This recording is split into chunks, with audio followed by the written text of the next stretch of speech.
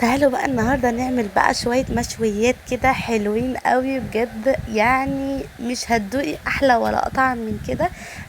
هتشوي على الفحم، على الشواية الكهرباء، بطريقة سهلة وبسيطة وتحفة الطعم. اقسم بالله ما هتبطلي تعمليه في البيت ابدا.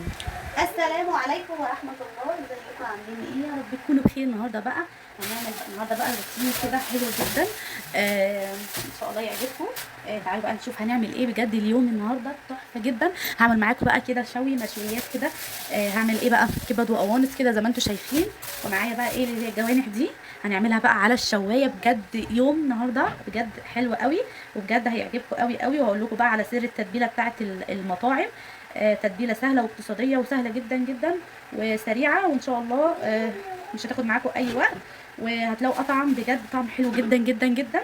وان شاء الله تقدري ان انت بقى تعمليه في البيت كده لاولادك وجوزك، وبجد يعني مش هتلاقوا احلى ولا اطعم من كده. زي ما انتم شايفين كده، طبعا انا بنضف الجوانح كده. الجوانح اللي بنجيبها كبيره كبيره كده بالشكل ده، طبعا بنضفها بقى كده. بس يا حبيبي بنضفها بقى كده، بشيل منها كل بقى ايه الشعر. تمام. اللهم صل على النبي. وطبعا بنقعها كويس جدا، لازم الحاجه دي بالذات ننقعها. وطبعا الجناح انا بقسمه، تمام، مش بخليه كده عشان لما اجي اشويه يبقى ايه يستوي كويس، فبقسمه بقى كده نصين. بصوا يا حبايبي، هقسمه بقى كده بسم الله. طبعا ايه بقى، بصوا يعني بتفتحيه بقى كده، بصوا كده بالشكل ده، تفتحيه كده اهو. تمام. هعمل بقى كل الجوانح دي كده، بس يعني هعمل كل الجوانح بقى كده. لازم تفتحيه كده كمان، عشان ايه لما تيجي تعملي التتبيله تدخليه بقى كده، وكله بقى ايه يشرب من التتبيله الجميله اللي احنا هنعملها. تمام. عايزاكم بقى كده تصلوا على النبي في الكومنتات، وتشجعوني بقى كده عشان اعمل لكم كده اكلات حلوه وروتينات حلوه وافكار حلوه بقى كده، ان شاء الله تعجبكم قوي قوي قوي.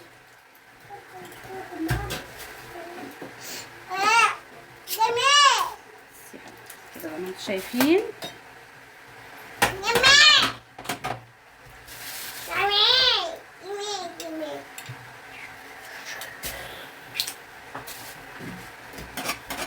خلصهم بقى كلهم. وطبعا هنضف بقى الكبد والقوانص واغسلهم بقى بملح وليمون. وبصوا هظبطها من الاخر عشان طبعا ما يبقاش فيه اي ريحه زفاره. تمام. بس حبايبي بقى كده بعد ما غسلتها بقت زي الفل اهي. غسلتها طبعا ونضفتها. تمام. مش بس كده، لا ده اهم حاجه بقى ان احنا ايه هنحط بقى عليها ليمون، نغسلها بقى كويس كده، نسيبها مثلا 10 دقايق او نص ساعه، يعني مش اقل من 10 دقايق كده تتبل، تتنقع كده في الليمون والملح والخل. احط برده ملح، ده اهم حاجه وده حاجه اساسيه يعني. تمام. عشان طبعا ما يبقاش فيه بقى اي ريحه زفاره خالص. تمام. بس حبايبي هحط بقى الملح، احط شويه كده، شويه ملح، مش هحط كتير برده عشان الكبده ايه ما تحدقش، فاهمين؟ بس برده لما تيجي تغسليها تغسلي كويس جدا، يعني تغسلي اللهم صل على النبي تغسليهم كويس جدا من الملح عشان خاطر ايه ما تحدقش وكده، فاهميني؟ بس هحط بقى شويه خل كده بالشكل ده، هسيبهم بقى ايه كده 10 دقايق او ربع ساعه، وبعد كده بقى ايه اعمل بقى الخلطه بتاعتها. بس كده يا حبايبي. تمام. بس يا حبايبي بقى بعد كده هنعمل ايه. معايا بقى ايه قطيات كبار. تمام. ومعايا بقى بصلايه كده زي ما انتم شايفين وسط، انا مقطعاها كده. طبعا انا بحب ان انا اطحنهم كده كويس، بيبقى حلو قوي. واحط بقى حته فلفلايه، طبعا الفلفل ده على حسب رغبتك، مش هحط بقى اي حاجه تاني غير الميه. بس هطحنهم بقى في الخلاط، وتعالوا نشوف بقى هنعمل ايه. بصوا بقى يا حبايب قلبي، هنبدا بقى نعمل الخلطه بتاعتنا الجميله زي ما انتم شايفين كده. بسم الله الرحمن الرحيم. معايا اهوت القوطه والبصل اللي احنا طحناهم. اهم حاجه بتطحنيها في الخلاط، بجد الطعم بيبقى حلو قوي لما بتطحني البصله في الخلاط، بتبقى احلى بكتير، بتبقى طعمها حلو. بصوا بقى يا حبايب قلبي، دي التوابل بتاعتنا زي ما انتم شايفين كده.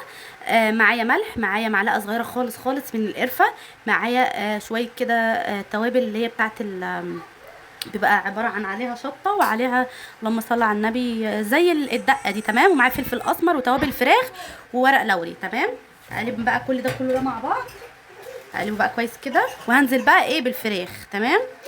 طبعا تظبطي بصوا بقى يا حبايبي، قلبتها بقى كده زي ما انتم شايفين تمام بالشكل ده. هحط بقى ايه الفراخ بتاعتنا والكبد والقوانص. هسيبها طبعا ايه بقى، بصوا براحتكم خالص، ممكن تسيبوها ساعه، ممكن نص ساعه، وبعد كده تشووا زي ما انتم عايزين. وطبعا كل ما بتسيبيها بتبقى اطعم، يعني فاهمين قصدي.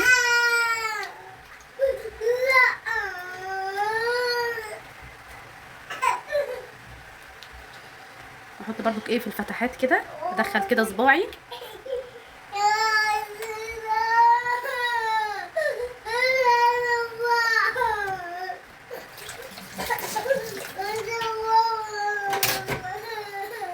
بصوا بقى يا حبايبي، رحت بقى على الشوايه زي ما انتم شايفين، دي شوايه كهرباء. عايزه اقول لكم بجد ما شاء الله حلوه جدا تمام. اكلها بيبقى حلو، وكمان بتسوي الاكل ده بسرعه قوي، اللي هو الكبد والقوانص والحواوشي والكفته واللي هي الجوانب كل دي. حاجة. تمام. احط بقى كده بسم الله الرحمن الرحيم. لازم نحط ميه الاول. انا حاطه طبعا، بتحط جواه تحت ميه. وبتحط فحم عادي بس هي بكهرباء. بنحط فحم عادي. ابني بيقول لك بيحط فحم، صح يا حمزه؟ صح. شوف ده ايوه صح. احط معاكي. لا يا حبيبي عشان ما تنسيش نفسك. بصوا بقى انا بحط بقى كده وهي بقى بتستوي. طبعا انا معلياها، لو عايزين بقى توطوا عن كده بتحطيها بقى ايه على الواطي ده تمام. فطبعا عايزه اقول لكم حلوه والله، وسعرها مش غالي قوي يعني فاهميني. هي تقريبا في حدود 1000 جنيه، 1200، 1000 ونص. يا لهوي طبعا الكبيره دي صغيره، دي الصغيره. بس طبعا انا هرصهم بقى كلهم زي ما انتم شايفين كده. ممكن تجيب لي فحمايه يا ادم. بحب بقى يا بنات احط الفحم بقى من تحت كده، بيدي بجد طعم رهيب، طعم حلو قوي، بيدي ريحه كده في الاكل اكنك عاملاه على الفحم، اقسم بالله مفيش فرق خالص. ودي بصوا يا حبايبي، طبعا انا هحط ايه بقى الكبده قوانص، مش هحطها كده عشان ما تقعش، هحط كده تمام على الفراخ من فوق. هحط كده عشان بس ايه ما تقعش، فاهمين؟ لو حطيتها كده ممكن تصغر وتقع، فاهمين قصدي ايه؟ فهحطها. بصوا بقى جبت ايه بقى يا بنات، قطعتين بقى كده فحم زي ما انتم شايفين كده. بجد بقى دي بتدي طعم وريحه ما اقولكوش، رهيبه اقسم بالله. بس انا مش هعرف يعني، بصوا انا مش هعرف احطها عشان عايزه ان انا ارفع الشبكه دي. هوريكم بقى ايه بعد ما احط. بصوا بقى يا حبايبي، حطيت الفحم، وعايزه اقول لكم الدهون كلها بتنزل في قلب الشوايه. احط بقى الشبكه تاني وبس، دي طبعا هتولع. ممكن بقى طبعا الدهون اللي بتنزل بتخليها بقى ايه تعمل مدخنه، يعني بتدخن فاهميني. فطبعا الطعم بقى بيطلع كله، الريحه كلها بتاعه الفحم تطلع على الشوايه. بصوا بقى يا حبايبي، حطيت الفحم تمام. الريحه طبعا بتطلع بقى على الفراخ، بتبقى طعمها حلو جدا. بس بقى سيبها طبعا تستوي، وهقلبها على الناحيه التانية. حبايبي بقى ايه رايكم في الشكل؟ بجد طعمه تحفه جدا. بصوا بقى انا خلاص يعني هسويه وبس، يعني عشان خاطر ما اطولش بس عليكم الفيديو. يا رب الفيديو يكون عجبكم، قدرتوا ان انتوا تستفادوا. استنوا مني بقى فيديو جاي ان شاء الله. والسلام عليكم ورحمه الله وبركاته.